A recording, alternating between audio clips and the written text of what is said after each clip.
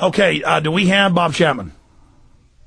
Yes, we do. I just have to transfer him over. He is ready. Well done. Thank you. Oh, and for all the viewers out there, all my films are free online.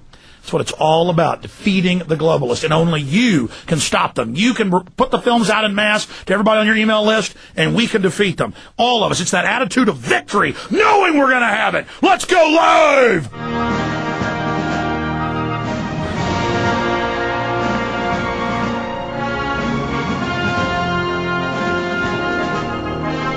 We are back live, ladies and gentlemen. For the next 51 minutes, we are joined by Bob Chapman.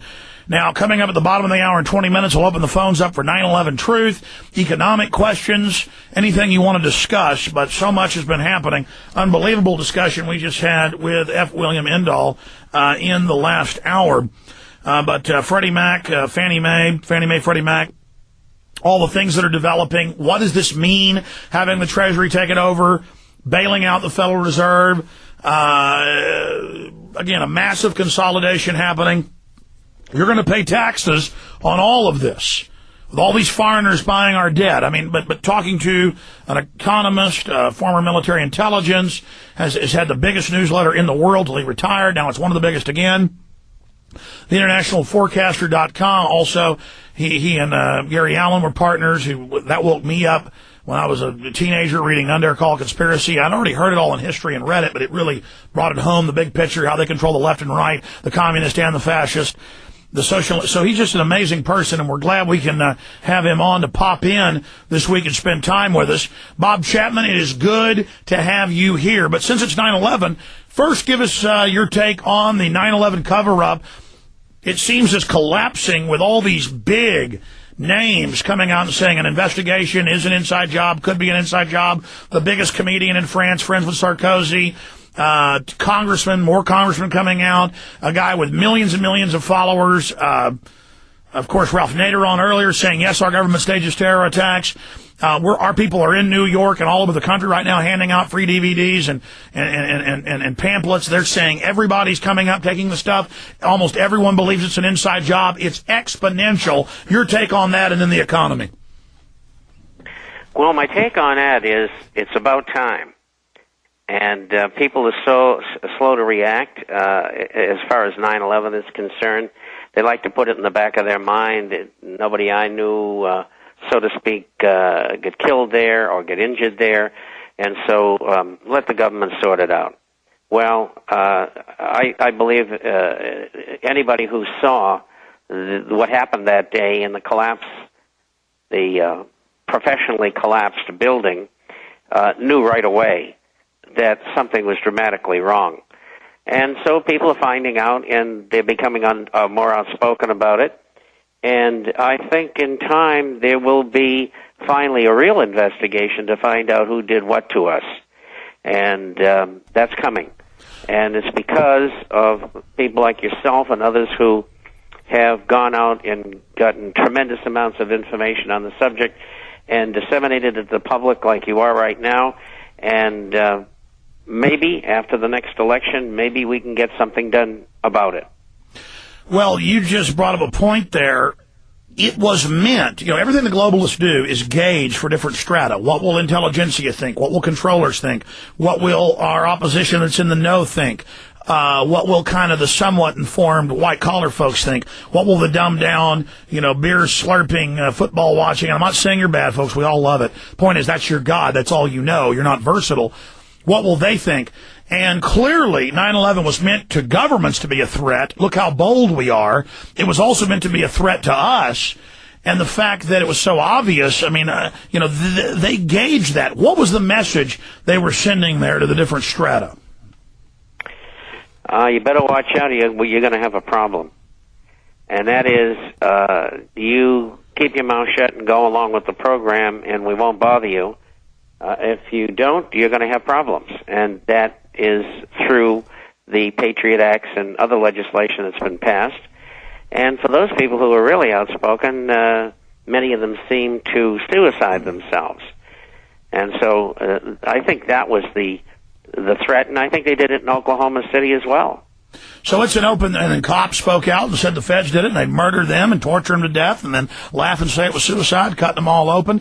Cop of the Year turns Yankee and others. Oh, you saw feds there. Well, you're just dead. Cop of the Year saved all those people.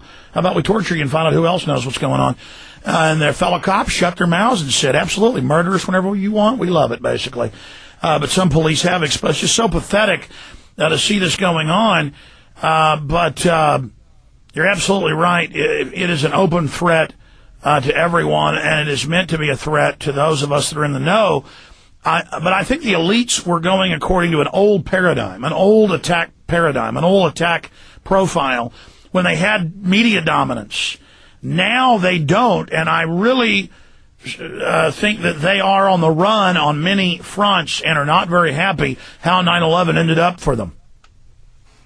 I think you're absolutely right, and that has spread, as you say, into other areas. Their program for the Middle East has been disastrous. Their economic and financial program is entrapped. I mean, they can't get out. There's going to be a day of reckoning, and they know that, and that's why they're frantically running around. As Mr. Engdahl said, they're afraid they're going to lose their wealth and power. And Alex, it's people like you and I who are going to take their wealth and power away from them through our court system by exposing what they're doing. Well, I mean, they realize that. That's why they're so dangerous, is they've gone to the point of no return. They've gone for broke, and they know that, and they say that. Their crimes are so huge that if they don't bring in full spectrum dominance, if they don't activate COG and totally dominate everybody, then they're openly saying they're cooked. So that's why it's the immovable object, going up against an immovable object. It is a collision. And if we just don't blink and just say, you know what, ramming speed, and put it in high gear and just pedal to the metal, I mean, there's no way we're going to lose, Bob. I agree with that. It's just waiting them out and keeping the information coming. And I never thought that I would be projected into the spot that I am at my late age, being able to transport information, and primarily information in the financial world. There are others who specialize in other areas, just like Mr. Engdahl said earlier, that I'm not an expert in science, and neither am I. But we do what we can do, and it's great that we have someone to work with like yourself who is able to grasp many subjects and tell the people the real innards of what's going on in them. Well, Bob, it's just really an honor to have you on as well. Okay, let's get into the economy, and I'm going to skip this next break coming up for InfoWars.com listeners because, again, the information is so important. Breakdown. Were you expecting this? Because you and others have been saying you expected them to take it over, but when were you expecting it? By that, were you expecting it now? Because some had said it was coming later. I don't remember what you said on the subject. You said they were going to take over Freddie Mac and Fannie Mae. And then what does this mean? Where's it going in the future? Bob? The first announcement by the international forecaster was just 4 years ago. And I said that Fannie Mae and Freddie Mac were technically bankrupt. And everybody on Wall Street and in the Beltway knew that.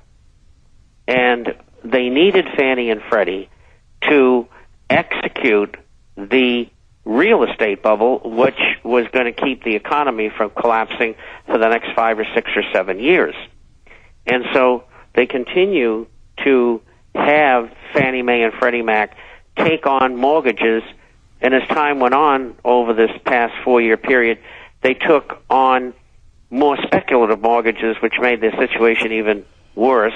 The figures, the numbers, the balance sheet in Fannie Mae and Freddie Mac both were bogus. Their derivative positions... Bob, stop. Bob, go to derivatives in a minute, but they needed to loosen up on loans to keep the bubble going, correct? And now is this the final bubble, bringing the big Fannie Mae, Freddie Mac bubble within the Treasury, which internationalizes it? Or is the final bubble the green carbon tax, which they're saying will pay to the banks? It's hard to say at this time. I just know with what they've got already, they're in serious trouble. And okay, you got to derivatives. Go ahead. Yeah, and the derivatives, they just made terrible mistakes in purchasing and writing them. And Raines, who was the head of Fannie Mae, who was dismissed, he executed the first part of it. They were balancing or harmonizing earnings as well. And I knew what they were into as far as the mortgages was concerned, and I knew their position was financially irretrievable. I never really thought it would get as bad as it has now. And they have $5.2 trillion worth of mortgages. They will probably have, I would say a conservative estimate would be about 35% will turn out to be bad. So, we're looking at $2 trillion, close $2 trillion. And on top of that, they have allowed the shareholders to lose almost all their money.